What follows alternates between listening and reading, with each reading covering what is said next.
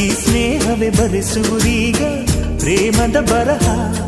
ಈ ಉಸಿರೇ ಹಾಳೆಯು ಹೃದಯವೇ ಲೇಖನಿ ಬರೆಯುವೆ ಕರೆಯೋಲೆ. ಒಲವೇ ನನ್ನೊಲವೇ ನನ್ನ ಮೇಲೆ ಎಷ್ಟೊಂದು ಒಲವೇ ನಿನಗೆ. ಒಲವಿನ ಕನಸುಗಳ ಒಲವಿಲ್ದ ನನಸಾಗಿ ಕೊಡುವೆ ನನಗೆ.